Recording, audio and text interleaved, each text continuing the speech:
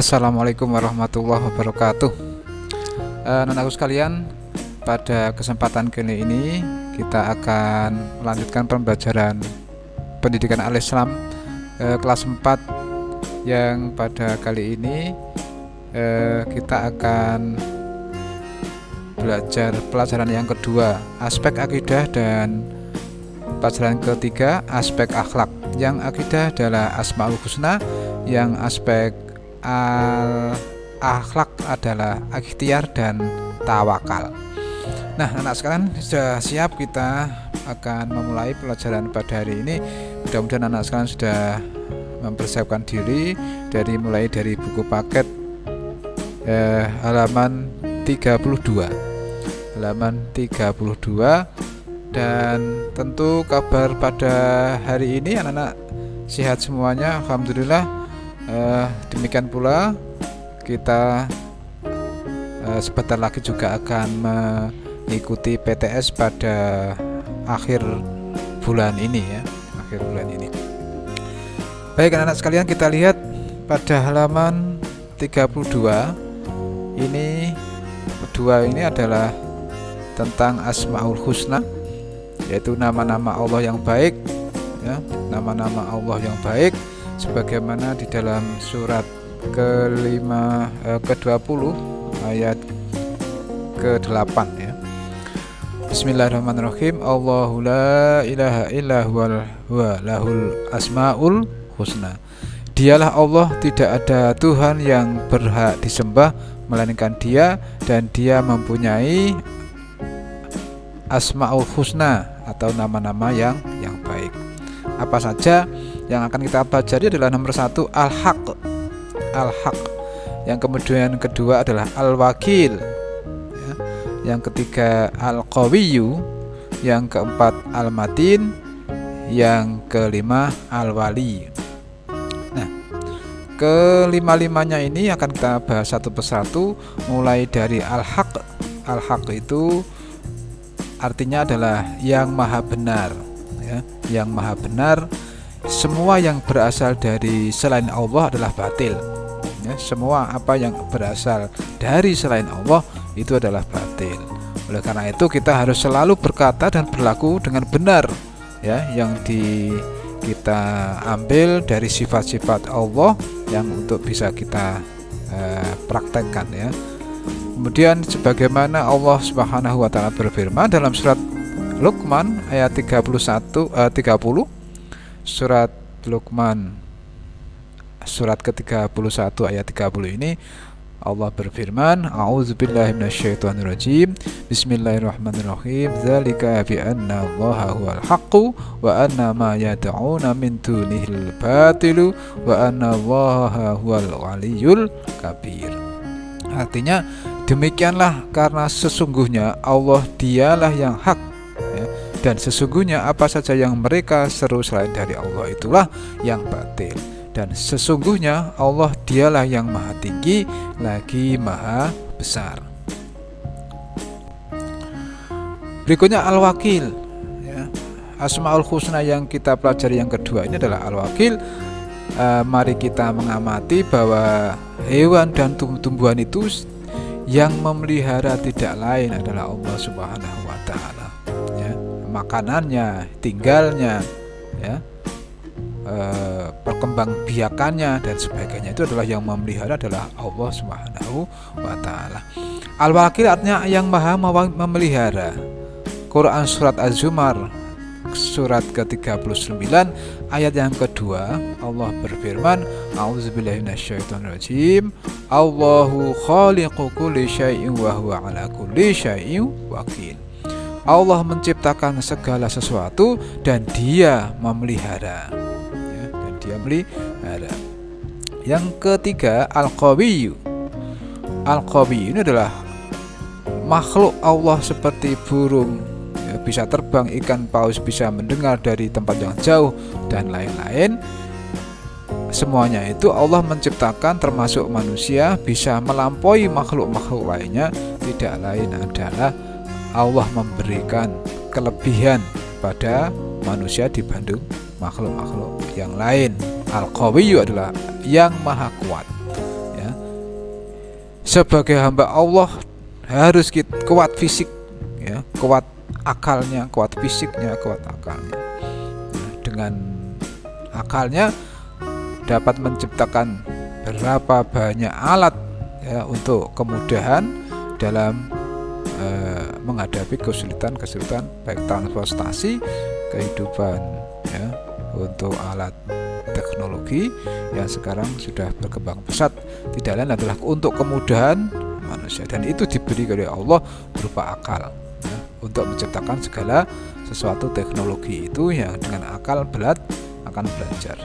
Kemudian Allah berfirman dalam surat Hud surat ke-11 ayat 66 yang berbunyi A'udzubillahi minasyaitonirrajim. Bismillahirrahmanirrahim. Falamma ha'a amruna najayna salihan wallazina amanu ma'ahu birahmati minna wa min khizyi yawma idz inna rabbaka huwal qawiyyul aziz. Maka tatkala datang azab kami, ya, kami selamatkan soleh, ya, kami selamatkan soleh beserta orang-orang yang beriman, ya,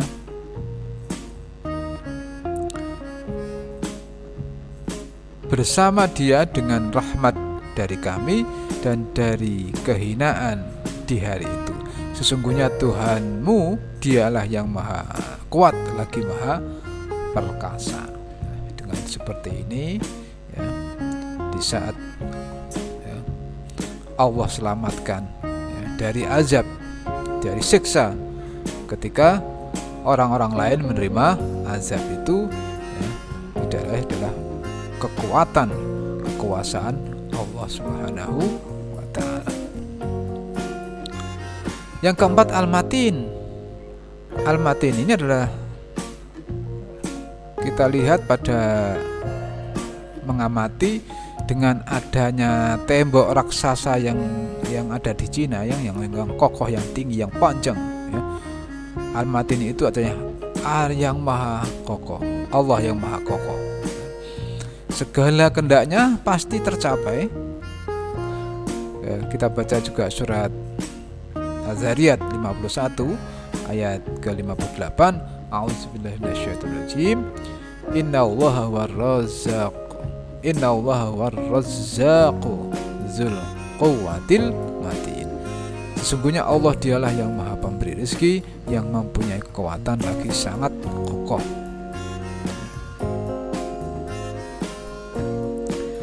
Al-Wali yang kelima ini mendaftar ketika anak-anak masih kecil, masih SD, masuk kelas 1 itu membutuhkan pendamping atau pelindung, dan itu disebut sebagai wali, ya.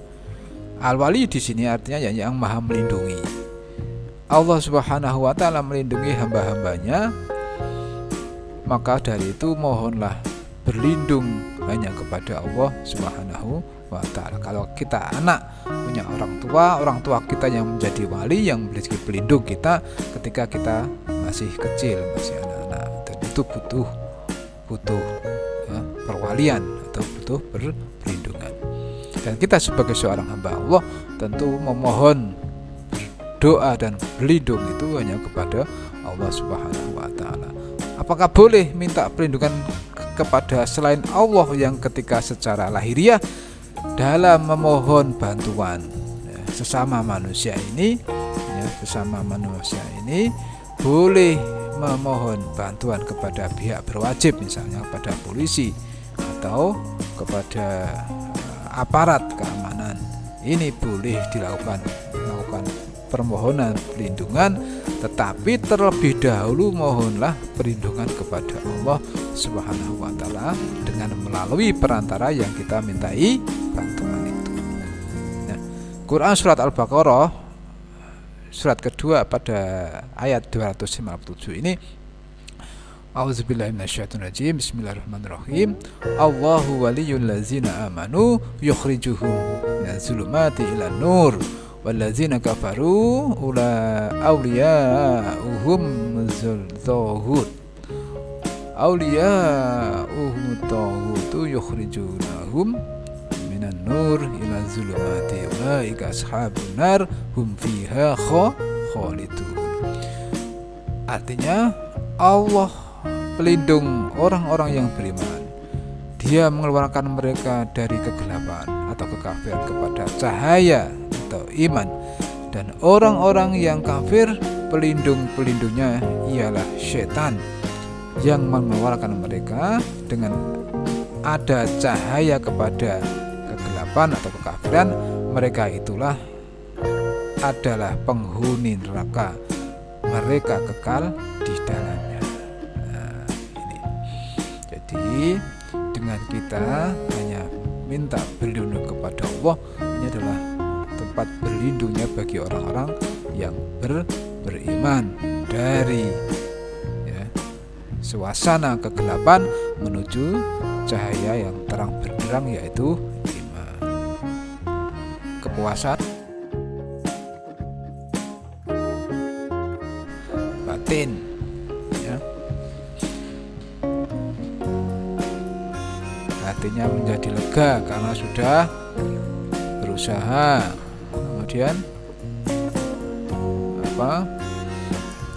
merasa terhormat karena tidak meminta-minta, ya. Usaha yang sudah diperoleh itu, ya, kita jaga, kita gunakan dengan hemat, tidak dihambur-hamburkan, ya, karena merasa sudah susah payah mencapainya, ya. Dengan begitu kita akan menjadi terpelihara dari sifat bos. Yang kedua atau tawakal, arti tawakal adalah menyerahkan. Secara istilah tawakal itu adalah kepasrahan kita kepada Allah Subhanahu wa Ta'ala. Usaha kita yang jalani sehari-hari ini, belajar kita yang kita tekuni, rajinnya, ya, berhari-hari ini, kemudian kita berdoa kepada Allah, hasil yang Allah berikan kepada kita itu kita pasrahkan. Kita pasrah kepada Allah dengan sepenuh hati, ya, dengan ikhlas, hanya karena Allah, ya. Adapun unsur tawakal itu adalah didasari dengan keyakinan usaha itu. Jadi yakin betul bahwa usaha ini yang sudah kita jalani ini, kita laksanakan ini sebagai usaha yang yakin benarnya, ya, dan juga jauh dari sifat-sifat yang, ya, kesyirikan, ketauhidan, ya. Supaya unsur-unsur tawakal itu memenuhi, jangan melakukan usaha yang justru mendatangkan kesyirikan kepada Allah, ya.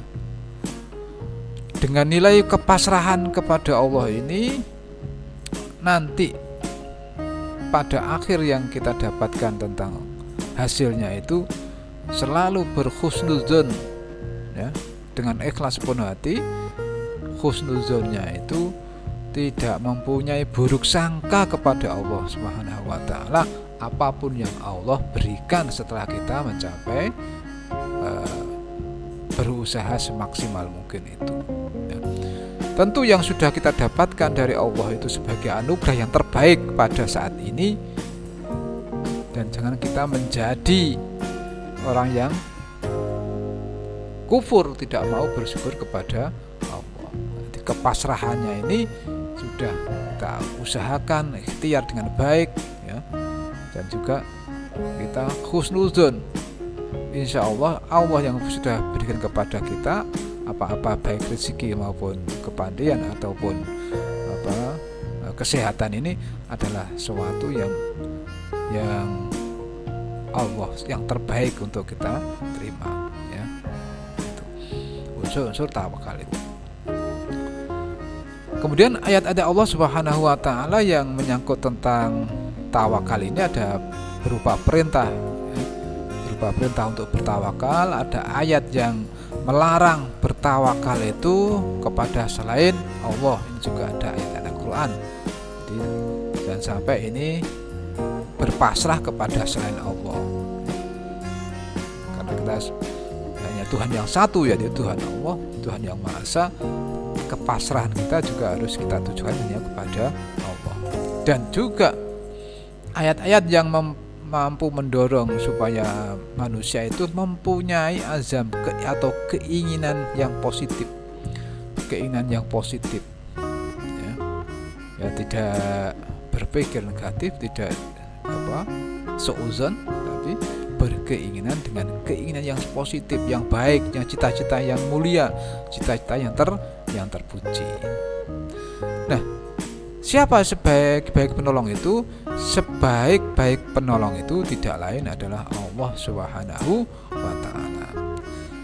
Dengan mendapatkan anugerah dari Allah Subhanahu wa Ta'ala itu semata-mata adalah untuk kebaikan di dunia ini juga maupun untuk kebaikan nanti di akhirat serta kecukupan rezeki kita ini. Itulah adalah hal-hal yang bersangkutan dengan perintah Allah dalam ayat-ayat tentang tawakal. Dan juga ada penjelasan hadis-hadis Nabi tentang tawakal ini. Yang pertama adalah keharusan kita sebagai manusia ini untuk berusaha, ya, keharusan kita untuk berusaha apa saja. Sebagai anak berusaha untuk belajar, sebagai orang tua berusaha untuk mencukupi kebutuhan keluarga, ya. Sebagai murid juga taat kepada orang tua dan kepada gurunya di sekolah, ya. Dijalankan dengan keyakinan bertauhid, ya. Kemudian menyandarkan hati ini hanya kepada Allah Subhanahu wa Ta'ala, ya. Lagi-lagi juga hadis Nabi ini ada yang menerangkan tentang juga husnuzon kepada Allah, penyerahan jiwa hanya kepada Allah. Tidak boleh kita menyerahkan jiwa raga kita itu kepada selain Allah, ya, yang dianggap mempunyai kekuatan melebihi kekuatan Allah Tuhan yang Maha Esa ini. Nah, sekalian, itu hal-hal yang berkaitan dengan pelajaran kedua dengan pelajaran ketiga. Saya mulai lagi yang pelajaran pertama. Yang kedua adalah tentang Asmaul Husna, kelima hal tersebut kita pelajari mulai dari Al-Haq, Al-Wakil, kemudian Al-Qawiyyu, dan juga Al-Matin, dan terakhir adalah Al-Wali. Ini kita pelajari. Kemudian tentang pelajaran ketiga akhlak, ya, yang meliputi ikhtiar atau berusaha dan juga tawakal kepada Allah Subhanahu wa Ta'ala. Saya kira itu anak-anak sekalian pelajaran pada